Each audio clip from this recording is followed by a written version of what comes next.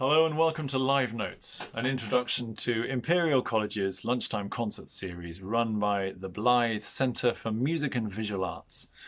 My name is Bill Carslake. I am a composer, writer and music director, and I direct Imperial College's Sinfonietta.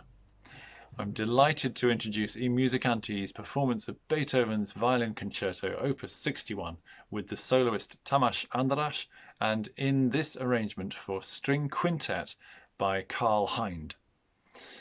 This year is the 250th anniversary of Beethoven's birth on 16th of December 1770, and I know that Leon and his team were very keen to celebrate this. I also know from chatting to Leon that this piece is very dear to him, that he has played it many times, including also in the version for piano and orchestra that Beethoven wrote for the pianist-composer Muzio Clementi. Now, as it happens, the violinist for whom Beethoven wrote the original was also a Clement, but just without the I on the end. So that's Franz Joseph Clement.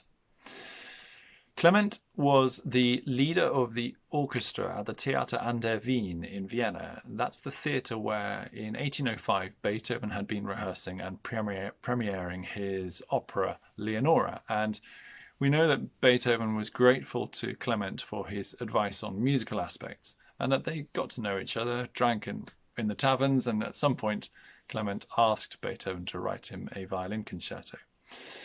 Clement was a violinist of international renown. He was only 21, but he had already been touring Europe as a child prodigy from the age of 12, and Beethoven, for example, a few years earlier had signed Clement's book, in which Clement collected signatures of the great musicians and dignitaries across Europe. As well as writing this concerto for his new friend, the dedicatee of the piece is a very old friend of Beethoven's, Stefan von Breuning. And this sense of friendship in this piece is so key to its character. There's a lovely feeling of a great musician writing for a great musician, and there's none of the barnstorming or show-stopping that you might get in other concertos.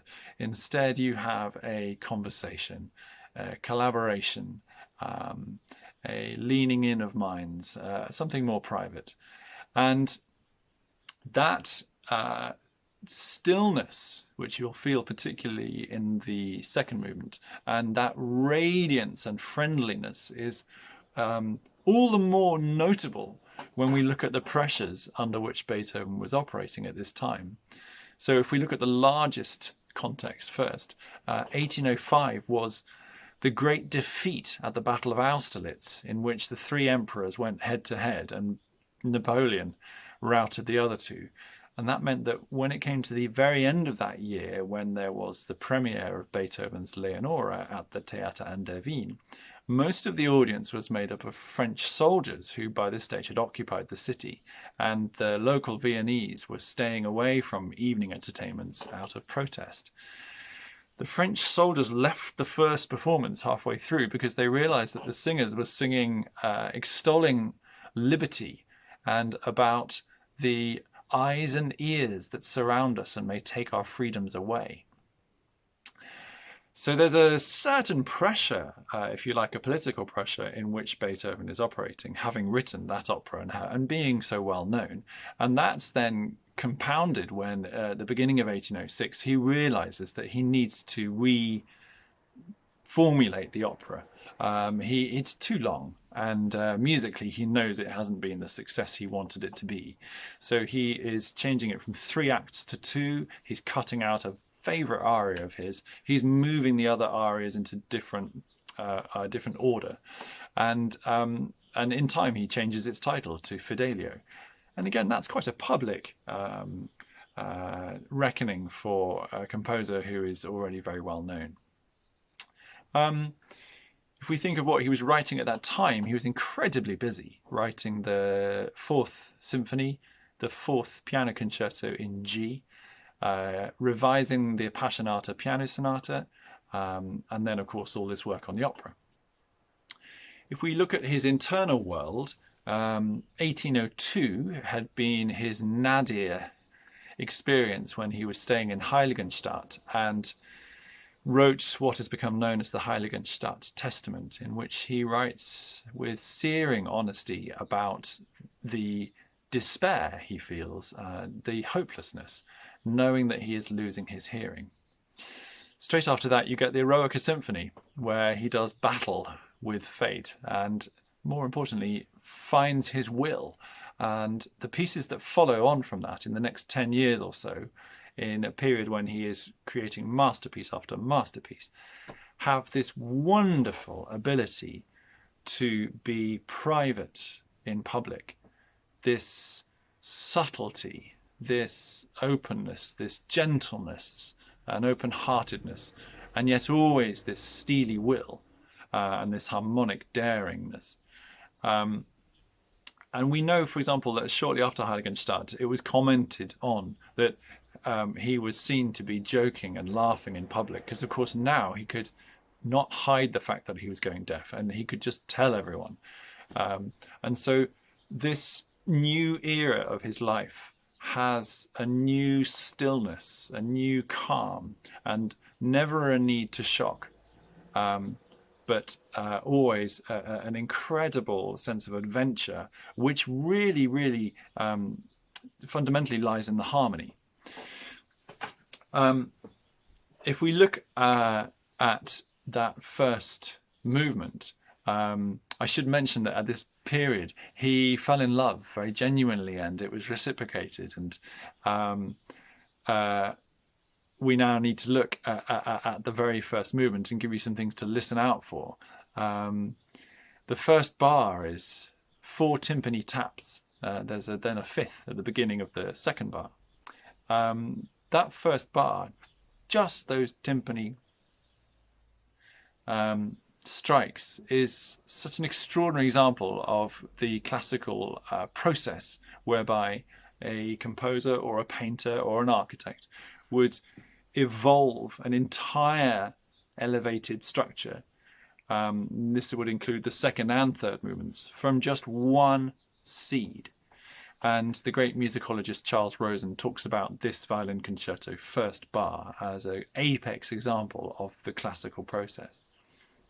Another great example is the piece that he was writing at the same time, the fourth piano concerto, which is just a G major chord. And yet from that static, pulseless thing comes, again, the entire structure of the rest of the piece. And if you were to look at the second movement of the violin concerto, which is in G major, the first movement being in D, because the concerto is in D, the second being in G, and the third being in D again. That second movement, it's almost as if you were to take the first chord of the G major piano concerto and just look beneath the sparkling surface, go down into the stream, and more detail comes. And yet harmonically, the second movement of the violin concerto doesn't really go anywhere. And the reason for that is that Beethoven is planning his harmonic journeys now in such a daring way, where he is, I mean, there's nothing new about this, but he's thinking so deeply about the harmony, so that he plans the harmonic journey of the entire concerto before he's even finalized the melodies or decided what the melodies will do. The first movement has some very daring harmonies. So after those timpani taps, you've got very soon after it, so do be prepared to be surprised, the violins playing those timpani taps. But whereas the timpani plays it on D, the violins then come in and play it on D sharp, which harmonically is such a daring and striking thing to do so early on. It would have caused confusion, excitement, consternation, fascination in the audience at the time, and it still does now. And of course, that's the grit in the shell that makes the pearl. It's the, I know I'm losing my hearing, for how long will I have any of it left? It's the question, will I, having met this girl, you know, with whom I'm very much in love, will I ever actually get married? It's the darkness that makes the light. And so towards the end of the first movement, he goes into G minor, and there's quite a dark passage where he then travels into even more remote keys. And builds up the tension before the final D major sort of recapitulation, as it's known, where the whole orchestra plays those timpani taps. And then you get to the second movement, and because he has introduced that G minor passage and the harmonic brilliance and depth and distancing in the first movement, after that G minor, you get to the second movement, which is in G major, and which doesn't travel anywhere harmonically. And you get even more a sense of peace because it has followed the G minor. The reason also that the second movement is so peaceful is that Beethoven is doing what he continued to do for the rest of his life, right to the end of his life, which is to take fairly regular, long walks in the countryside on his own. And in that second movement, if you were to speed up the rhapsodic playing from Tamás's solo violin part, I think you'd get birdsong. We know that around the time of the Heiligenstadt Testament, it's the fact that he cannot hear birds that is so upsetting to him. And we know that how many of his musical ideas were born out in the countryside, where he would write them down in a notebook or a sheaf of paper. And there are also the country instruments, the country horns, there are the country dance rhythms that you get in the third movement of the violin concerto, and the spaciousness of the outdoors. Listen in the second movement also for the big intervals from high to low that you get in Mozart piano concertos, and the trills under which the orchestra modulates. That's a very Haydn trick. Haydn taught him for 1 year, and also Mozart does it. And at the same time, he's writing the Beethoven is writing the piano concerto in G, and in that there's an even more extended example of this trilling from the soloist, under which the orchestra takes you into more and more daring pastures.